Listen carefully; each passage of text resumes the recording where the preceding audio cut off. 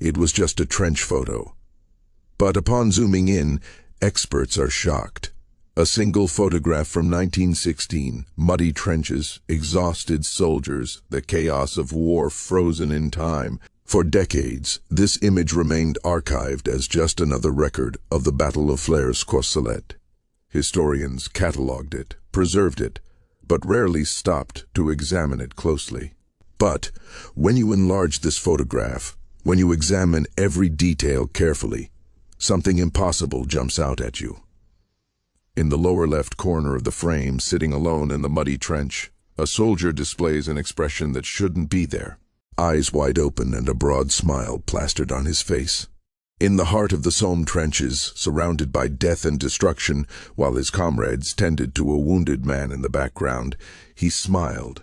And that smile reveals a truth about the war that society took a century to officially acknowledge. If you want to discover hidden stories in historical photographs, subscribe to the channel and leave a like.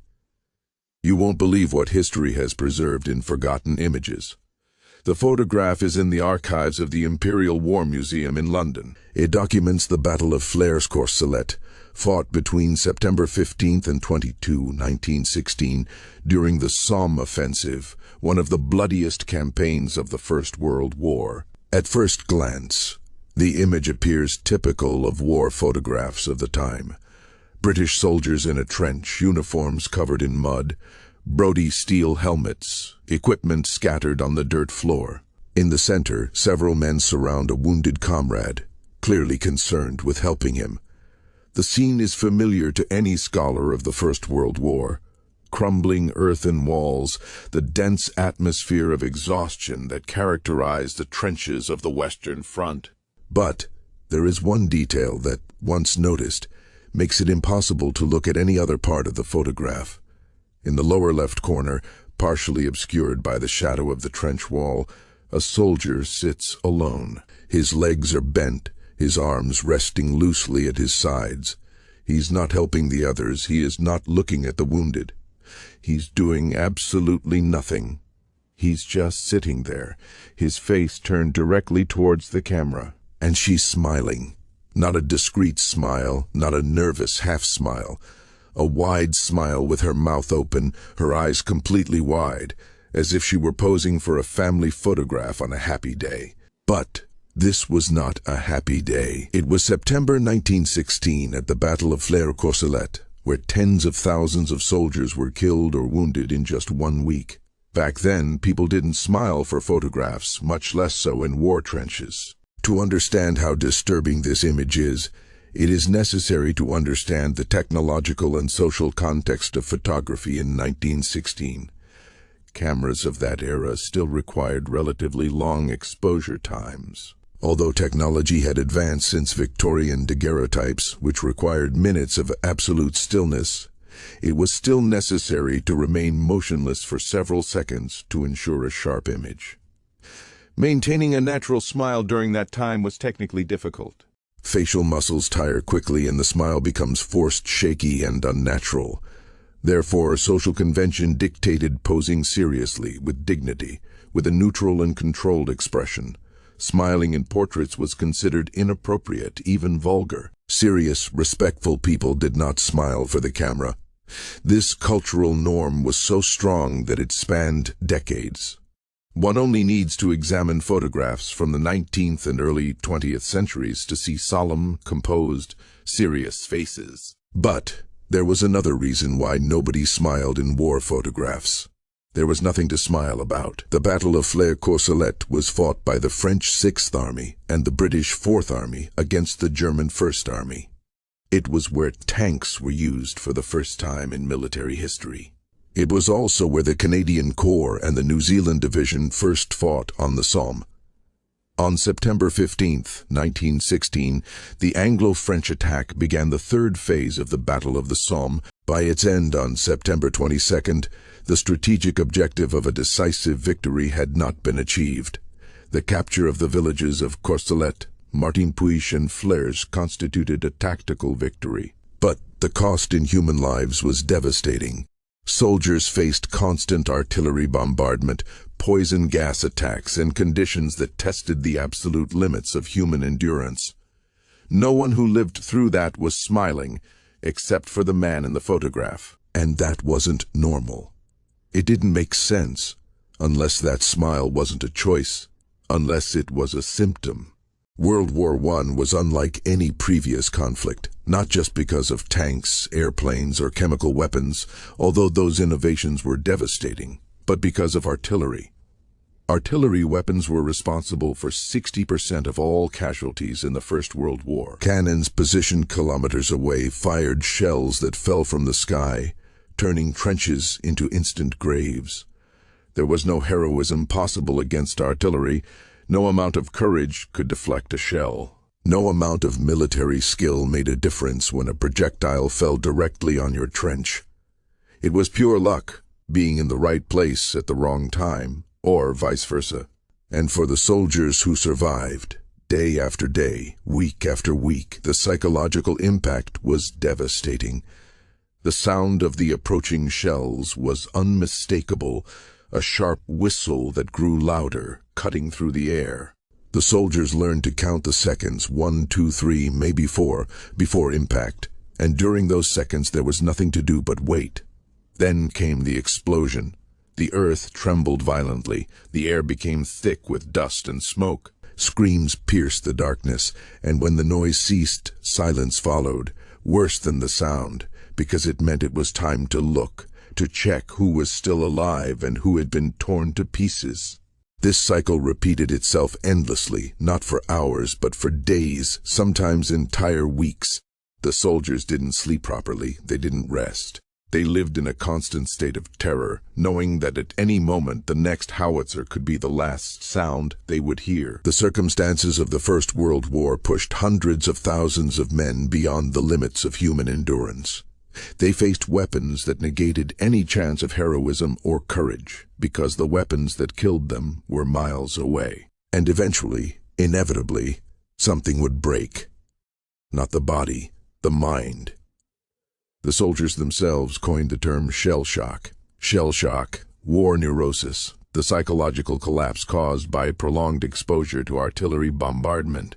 The term was coined by soldiers because military medicine did not yet have an official name for what they were experiencing. The symptoms were varied and devastating and included extreme fatigue, uncontrollable tremors, mental confusion, nightmares that prevented sleep, and impaired vision and hearing without apparent physical cause. Some men developed hysterical paralysis. Their legs simply stopped working even though there was no spinal injury. Others lost the ability to speak, even with intact vocal cords. There were those who could no longer hold a rifle or a mug, their hands trembling uncontrollably. And there was a particularly disturbing symptom, less discussed, but equally real. Inappropriate effect. A vacant, bewildered look was typical, but some soldiers developed facial expressions completely disconnected from their actual emotions or the surrounding situation. Soldiers who would start laughing for no reason, who would cry in moments of calm and laugh in moments of horror, whose expressions would become random, inverted, paradoxical. Soldiers who smiled when there was absolutely nothing to smile about. The diagnosis was often made when a soldier proved incapable of performing his duties, and no obvious cause could be identified. In simple terms, even the most obedient soldier, after being hit by a sufficient number of projectiles without any means of retaliation, often completely lost self-control. During World War I, it is estimated that 80,000 British soldiers suffered from shell shock, severe enough to require documented medical treatment. But this number represents only the official cases, those that were diagnosed and recorded. How many more suffered in silence? The truth is, we'll never know. In 1916, shell shock was not viewed with compassion. It was viewed with suspicion, distrust, sometimes with outright contempt. Although it was recognized that the stress of war could lead men to collapse, a prolonged episode was often seen as symptomatic of an underlying lack of character. In his testimony to the post-war Royal Commission that examined shell shock, Lord Gort said that war neurosis was a weakness and was not found in good units. Many military officers believed that soldiers were feigning symptoms to avoid combat. As a result, men with nervous breakdowns often received less attention and sympathy than those with physical injuries. Wounds that bled were honored. A man with a leg shattered by howitzer shrapnel was a wounded hero, deserving of care and respect. But the man whose mind had been shattered by the same howitzer, he was questioned. His motives were suspect, his courage was doubted, and in extreme cases he was punished. During the First World War, 306 British soldiers were executed for military crimes, including desertion and cowardice. Some of these men suffered from stress disorders that led to their breakdown, but a prolonged episode would likely be seen as symptomatic of a lack of character. It is unclear how many suffered from war neurosis and were convicted of cowardice or desertion, when in fact they were psychologically incapacitated. Witnesses at military trials reported soldiers being visibly trembling, unable to articulate words clearly, and displaying inappropriate facial expressions, all classic symptoms of severe shell shock. But these symptoms were not seen as evidence of illness. They were seen as evidence of guilt. These men were shot at dawn.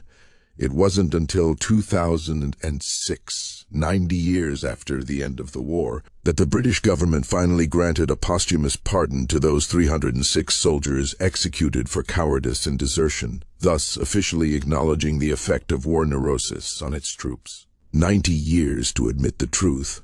Let's go back to the photograph. That soldier sitting in the corner, smiling broadly with wide eyes. Now that we understand the context, the constant bombardment of Flers-Courcelette, the symptoms of shell shock, the inappropriate affection, we can see the image with new eyes. That smile is not joy. It is not relief.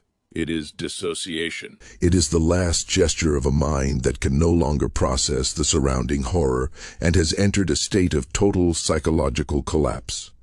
His eyes are wide but not truly focused. He looks in the direction of the camera, but he doesn't see the photographer. He's looking through him to some distant place that only exists in his fragmented mind. Her mouth is open in a wide, unnatural smile, as if someone had carved that expression onto her face and forgotten to erase it. There is no genuine joy there, just an empty reflex, an emotional response completely disconnected from the reality around her. And there's another detail in the photograph that makes it all the more devastating. Nobody is looking at him. In the center of the image, several soldiers surround a wounded comrade. There is urgency in their movements, concern in their postures. They are clearly trying to help, to stop the bleeding, to offer comfort to a man with visible injuries.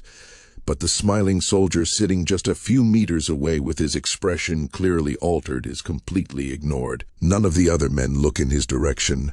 None of them seem concerned about his obviously compromised mental state. None of them are trying to help him. Why?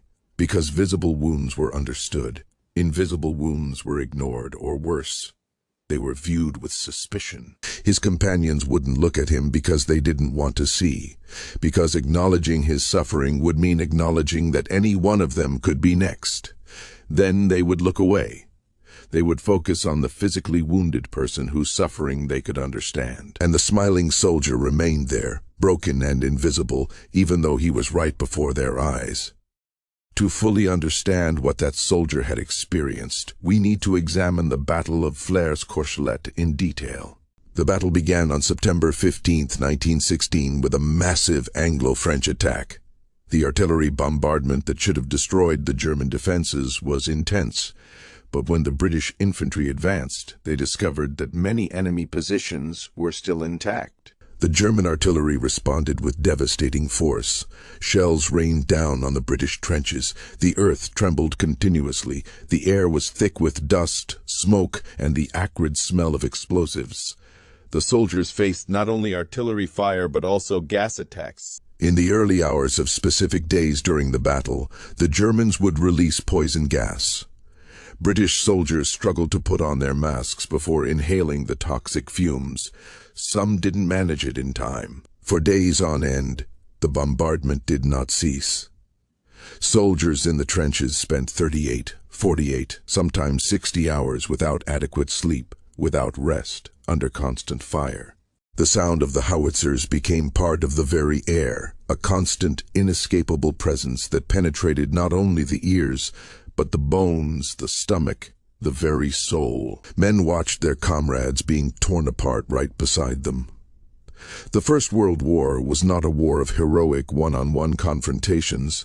It was a war of machines that killed indiscriminately from a distance. At that moment, in trenches like the one shown in the photograph, everything these men had been created for, the social structures that made up every aspect of their lives, simply exploded and shattered. They were there, lying in muddy trenches, afraid to die, hearing and seeing death all around them, their entire psyche being destroyed. And eventually, inevitably, some broke down completely. The photograph captures one of those moments of complete breakdown. This photo was taken by an official British Army photographer during the Battle of Flers-Courcelette. Military photographers were instructed to document war operations, including medical evacuations and conditions in the trenches. The image shows exactly what was happening in those trenches. Soldiers tending to the physically wounded while the psychologically wounded were ignored. We don't know if the photographer realized the importance of what he was capturing. We don't know if he consciously noticed that smiling soldier in the corner, or if he was focused on documenting the medical care being provided to the wounded man in the center of the scene.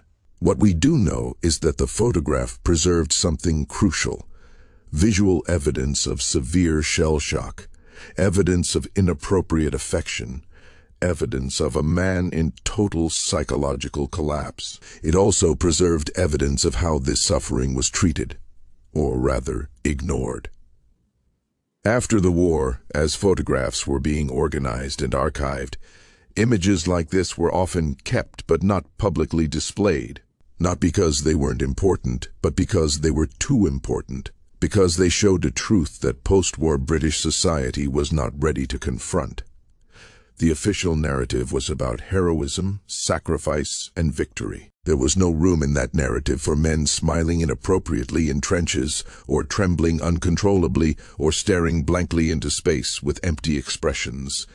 These images contradicted the story the nation wanted to tell about itself. But the photographs were preserved, archived, cataloged, stored, so that future generations could eventually confront the complete truth. And today, the truth is available for anyone who wants to see it. The medical and social understanding of shell shock has gradually evolved throughout the 20th century. After the First World War, British veterans suffering from war neurosis faced decades of stigma and lack of adequate treatment. Many lived with nightmares, tremors, and other symptoms for the rest of their lives without proper official support. During the Second World War, the lessons of the First were partially learned. There was greater recognition that prolonged combat caused psychological damage, and some treatments improved, but the stigma persisted. It wasn't until the Vietnam War, when post-traumatic stress disorder, PTSD, was formally recognized as a legitimate medical diagnosis, that a broader understanding of war trauma began to emerge. Shell shock and PTSD are not identical, but they share fundamental characteristics. Both show how extreme mental stress leads to significant physical and psychological difficulties. And finally, in 2006, 90 years after the end of the First World War, the British government granted a posthumous pardon to the 306 soldiers executed for cowardice and desertion. The official acknowledgement admitted that many of these men were victims of war neurosis, not criminals. It was a recognition that took a century, 3 generations, and it came too late for the men who were executed. Too late for their families who lived with the shame. But it arrived, and photographs like this one, showing that soldier smiling in total psychological collapse, served as historical evidence that invisible wounds were always real. It only took a century for a society to finally admit it. Today, this photograph is available in the archives of the Imperial War Museum. Anyone can access it online, enlarge it, and examine every detail. And when people see it for the first time, when they zoom in on that lower left corner and focus on that face, the reaction is always the same, a moment of confusion. Why is he smiling?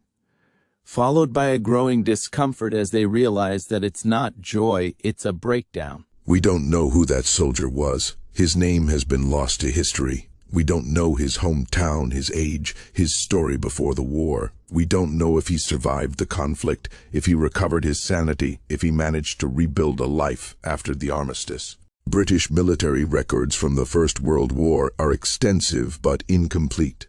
Many documents were lost in bombing raids during the Second World War. Others were never kept in sufficient detail to allow identification of individual soldiers in uncaptioned photographs.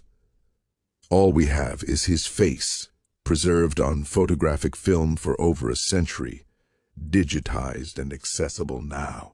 And that face tells a story that words struggle to express.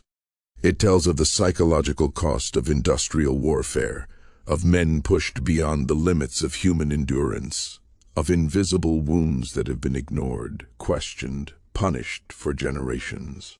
It tells the story of how societies prefer narratives of heroism to uncomfortable truths.